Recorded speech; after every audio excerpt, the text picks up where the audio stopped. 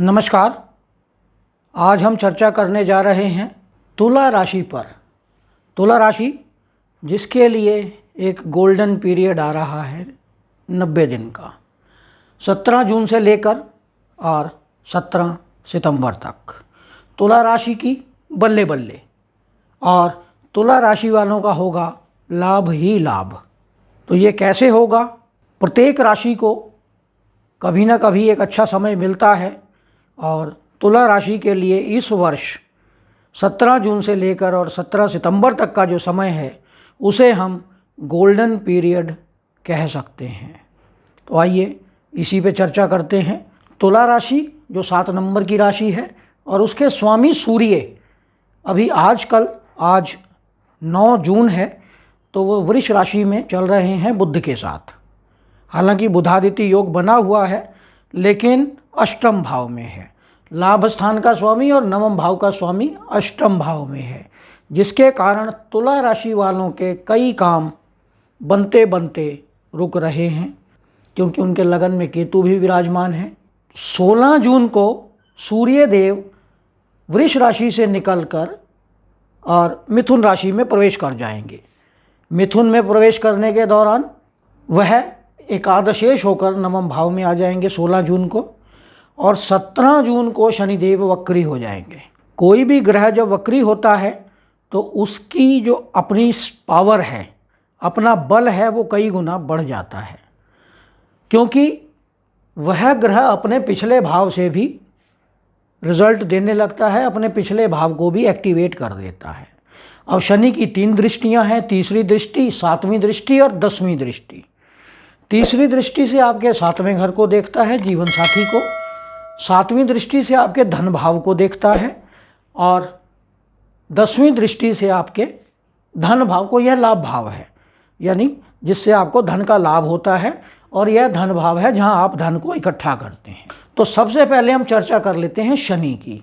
3 राशियों या 3 घरों पर अपनी दृष्टि डालते हैं, लेकिन जब यह वक्री हो जाते हैं तब इनकी दृष्टि 6 भावों पर या 6 घरों पर होती है, क्योंकि जब यह पिछले भाव से रिजल्ट देंगे तो पिछले भाव को देखेंगे भी। अभी तीसरी दृष्टि से इसे देख रहे हैं तो यहाँ से यह तीसरी दृष्टि को इसे देखेंगे, क्योंकि वक्र गति में है। और जब कोई भी ग्रह वक्री होता है तो ज़्यादा बलवान हो जाता है।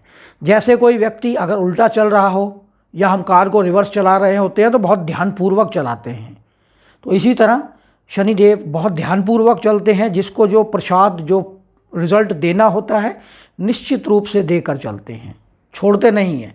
सीधे चलते हुए तो छोड़ जाते हैं, लेकिन वक्र गति में शनि को जिसको जो भी परिणाम देने हैं वो देके जाएंगे, निश्चित रूप से देके जाएंगे। तो शनिदेव तृतीय दृष्टि डाल रहे हैं आपके जीवन साथी के स्वास्थ्य पे कुछ समस्या करेंगे। एकादश भाव को देख रहे हैं, आपको धन लाभ कराएंगे। आपके धन भाव को देख रहे हैं, धन इकट्ठा कराएंगे, लेकिन आपके कुटुंब में कुछ मतभेद उत्पन्न हो सकते हैं। वक्री होने के कारण चतुर्थ भाव को एक्टिवेट कर रहे हैं। अब चतुर्थ भाव जब एक्टिवेट होगा तो आपके अगर कोई प्रॉपर्टी से संबंधित कोई डील रुकी हुई थी, समस्या बन रही थी, या आप सोच रहे थे, सोच विचार में पड़े थे कि खरीदें कि ना खरीदें, आपका काम बन जाएगा इन 90 दिनों के अंदर। यहाँ से शनि 6ठे भाव को भी एक्टिवेट करेंगे, यानी आपके शत्रुओं को, रोग को, ऋण को, सबको समाप्त कर देंगे। यहाँ से शनि 10म भाव को भी देखेंगे वक्र होने के कारण, तो आपके कर्म स्थान को एक्टिवेट करेंगे और आपको व्यवसाय में वृद्धि करेंगे। यहाँ बैठे शनि लगन को देखेंगे, लगन में उनकी उच्च की राशि है तो लगन को बलवान करेंगे, आपका कॉन्फिडेंस लेवल बढ़ेगा, आपकी पद प्रतिष्ठा, मान सम्मान, सोसाइटी में आपकी रेपुटेशन, ये सब यहाँ बढ़ेगी। तो शनिदेव आपको 30 अक्टूबर तक यहीं वक्री रहकर सभी रिजल्ट देने वाले हैं।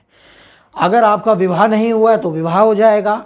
आपके प्रेम संबंधों में कोई रुकावट आई हुई थी वो समाप्त हो जाएगी, वो फिर आप प्रेम संबंधों में रीइनिशिएट हो जाएंगे। तो शनिदेव आपको बहुत कुछ देने वाले हैं आने वाले 90 दिनों के अंदर। अब बात करते हैं 25 जून को बुध भगवान अष्टम भाव से निकलकर नवम भाव में आ जाएंगे, यानी नवम भाव नवम भाव का भाग्य भाव का स्वामी भाग्य भाव में और एकादश भाव का स्वामी भाग्य भाव में, यानी धन लाभ मिलेगा आपको भाग्य के सहायता से। भाग्य आपको पूर्ण रूप से सहयोग करेगा, तो यहाँ धन लाभ देगा। शुक्र बैठे हैं दशम भाव में और मंगल बैठे हैं दशम भाव में। तो शुक्र क्योंकि सुख सुविधाओं के कारक हैं, वाहन के कारक हैं, और मंगल ज़मीन जायदाद के कारक हैं, और चतुर्थ भाव इन सब चीज़ों का कारक है। सुख सुविधाएं, ज़मीन जायदाद, गाड़ी, वाहन, माता, इन सभी को हम चतुर्थ भाव से देखते हैं। तो मंगल की दृष्टि होने के कारण आपकी माता के स्वास्थ्य में कुछ प्रतिकूल प्रभाव पड़ सकता है, उनका ध्यान रखें। बाकी सब चीज़ों में शुक्र और मंगल आपको चतुर्थ भाव से संबंधित सभी जितनी भी फिजिकल फैसिलिटीज़ हैं वो देंगे, निश्चित रूप से देंगे।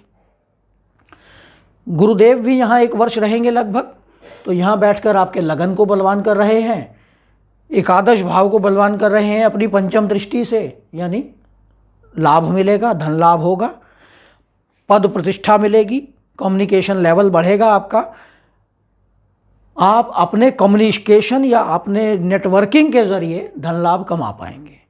यहाँ बैठकर तृतीय भाव को देख रहे हैं, तो यहाँ जो तृतीय भाव से संबंधित कारकत्व हैं उनकी वृद्धि कर रहे हैं।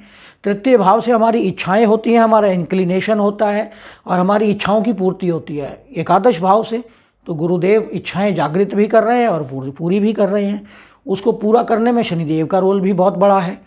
तो इसलिए आपकी सभी प्रकार की जो ग्रहों की स्थिति है आज की डेट में वो बहुत ही सुंदर बनी हुई है। ऐसी ग्रहों की स्थिति बहुत वर्षों के बाद बनती है। शनिदेव कुंभ राशि में 30 वर्ष के बाद आते हैं, गुरुदेव मेष राशि में 12 वर्ष के बाद आते हैं, लेकिन शनि कुंभ में हो और बृहस्पति मेष में हो तुला राशि लगन या राशि वालों के लिए यह स्थिति लगभग 60 वर्ष के बाद बनती है।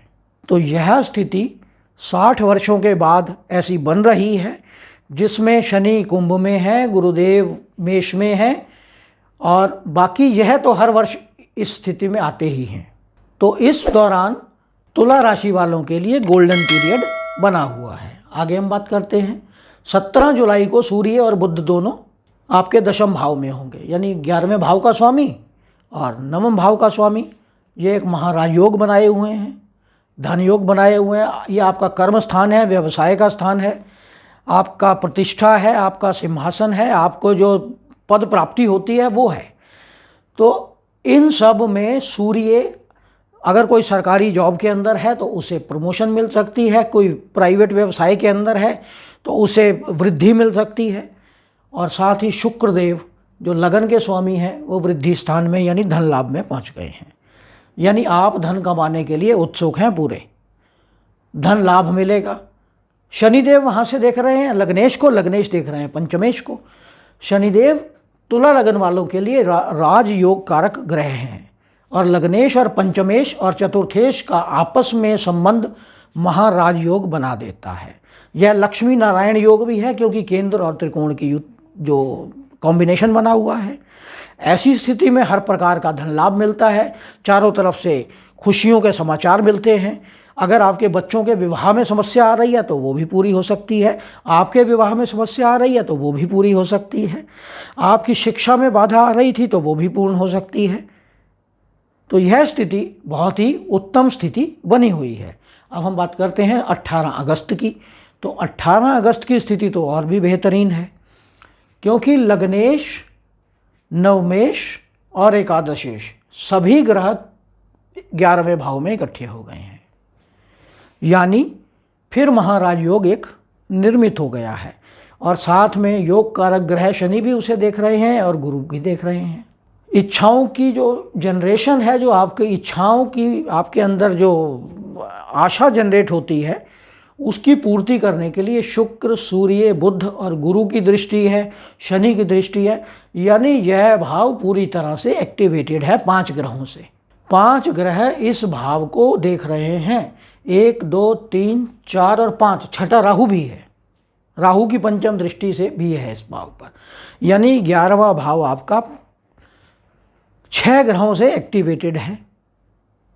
और कभी कभी बीच में चंद्रमा भी आ जाएगा। चंद्रमा को हमने इसलिए नहीं दिखाया क्योंकि चंद्रमा हर 2.5 दिन में राशि बदल लेता है। तो यह स्थिति तुला राशि वालों के लिए एक गोल्डन पीरियड से कम नहीं है। इन 30 दिनों में आप जो चाहेंगे कर पाएंगे। ज़मीन, जायदाद, धन, वृद्धि, समृद्धि, सुख साधन, वाहन, जो आप करना चाहें वो आप कर सकते हैं। तो हमारा यह विश्लेषण आपको कैसा लगा, इस पर कमेंट करें। यदि आपने हमारे चैनल को सब्सक्राइब नहीं किया है तो इसे सब्सक्राइब करें, लाइक करें, शेयर करें, साथ ही बेल आइकन का बटन भी दबा दें, जिससे आने वाले सभी वीडियो आपको मिलते रहें। धन्यवाद।